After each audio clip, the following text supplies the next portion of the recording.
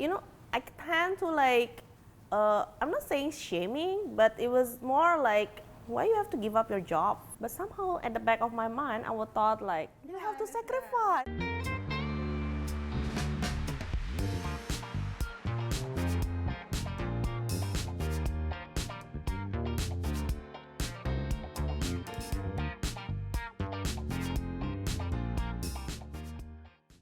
Please subscribe and turn on your notifications to stay tuned to the latest updates at the Powder Room Talk. That thought that we have to always sacrifice something, and that sacrifice is almost always on the negative side, is I really think what seems to give, ambition a really dirty word, all the more when it also applies to women. At the end of the day, we all have to decide what do we really want in life, right? Yes. And who's going to be there, at the end, when we die, is it really going to be just about achievements, what title we got, or is it about the people we love, the people that were around us? So I think we as women, we have to make so many hard decisions, right?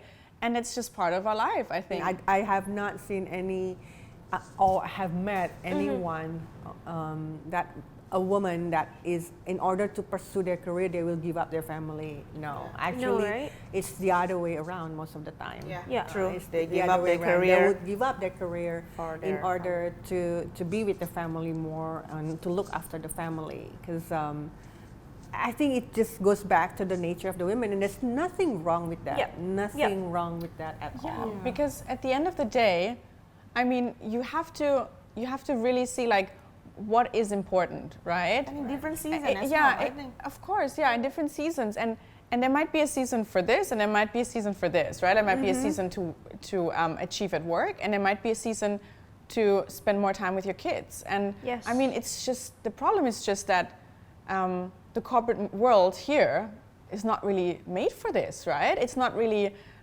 designed in a way that it really adjusts to women's lives. So it's as if we have to choose one or the other, or we have to say, okay, at this time I do this, and then later, maybe I'll have this job now, but then I want to have family, and then the job will be gone, and then I have to do career somewhere else. I mean, in other countries, maybe the job will still wait for you. Interestingly. That's true. In Germany, you'll have a maternity leave for you can choose 2 years. 2 years, right? 2 years maternity leave. And when you come back, Canada is 1 year as well. And when you come back, you have the right of a job. It might not be exactly the same because still got a job. Is that division still there? The business changes, right? But you still have the right for a job, and you might even get paid during a certain time, right? A certain percentage. And I think in different parts of the world, the law designs it differently, so it suits more for women to actually combine two things, right? If that later is really possible is another question, right? What if there's a second child coming?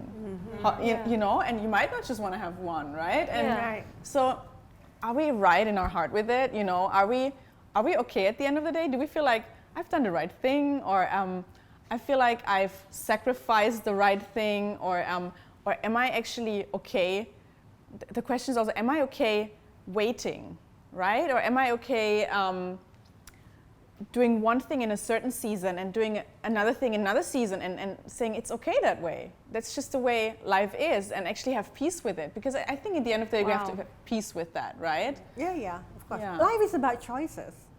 So you can choose A or B. It's still choices, and make peace with that. I think that's important. Like you mentioned, ambition is not only about, it's something you don't change your ambition, you just change the season, you change the way of achieving that ambition, You can still, at that time, quitting your job, becoming a full-time housewife, and still have your ambition in your life, which is nothing wrong with that. Of course. And sometimes I feel, even me, guilty sometimes.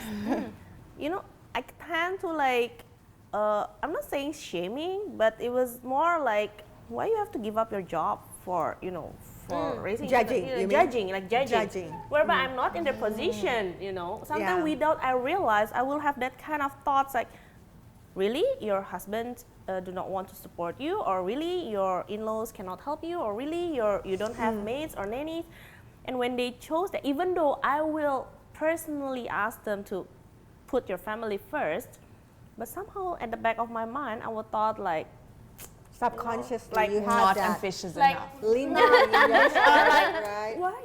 Yeah, I To understand. sacrifice, that kind of thought whereby I'm guilty now, Yeah. listening to you. I was like, oh, we all shouldn't do that. It's not related to whether you're ambitious or not ambitious. It's just a choices of life. I do not know. Maybe she still has that ambition in her. She just have to put it on hold. At the moment. Though sometimes I wonder what's behind it, right? Behind our choices, is it guilt, or is it really no? This is what's in my heart right now. I was wondering, JJ. Yes. I haven't heard so much from you. I feel like maybe our audience doesn't know JJ that well yet. JJ actually comes from a corporate family background, and I was just wondering, like, I mean, you had a certain ambition in your family business, and you've worked there for, I think, 15 years, right? A really long time. Yes. And only recently you have changed into a completely new venture. And I was just wondering, what has changed behind your ambition, or how come you suddenly changed the Direction. The course of your life. When I was in the family business, a lot of it came because also being young and a classic, family business background is most child are always called back to do, to carry on the family business. And at that time, at my drive at like 20 years old, and when you're 20, when you look back, you're basically still a child. I was fresh out of college and actually wanted to do something else, but the family said, just carry on studying. The family is like, no, you don't need to go to fashion school. You come back and you'll learn about this business. And so that's how I started. And my always being a driven person, right? I just thought I was called back, and during that time in Asia when I came back, now the people can start doing math and figure out how old I was. But I did tell them I'm almost 40. Yes, You already told them anyway. which doesn't matter.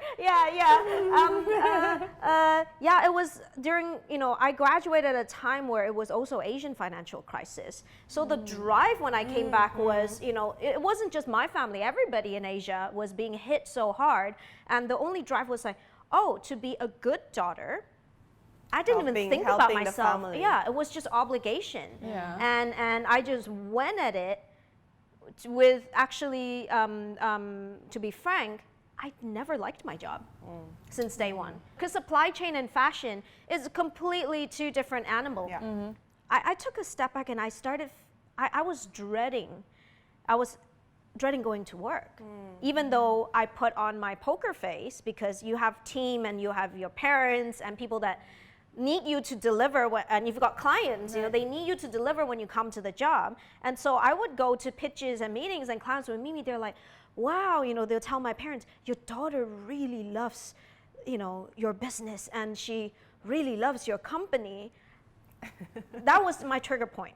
Presenting the company, I was presenting it from my heart, but it wasn't real, because I was like, this is somebody that hates her job, but she's good at her job, at least for the client to feel that she's good at it and she can do the job, and she can help people, guide people to do the job. But my heart wasn't there. But I was waking up every morning realizing, like, why do I feel this like dread over me? And then I realized I never thought about what I wanted, and I started thinking deep about what I wanted to do with my life. And I guess that's where the purpose is. Then I realized in the trajectory of, even when I was doing my career, I was always that person that people came to for wisdom, for advice and problem, and Mama JJ. Yeah, I was like a Mama JJ. That's why we connect. Right? Or Chichi JJ. Yeah, or Chichi JJ. Right? and I really wanted to leave, like I said, at my funeral, I wanted to, my friends or the younger generation, people that call me Chichi or people that call me Auntie,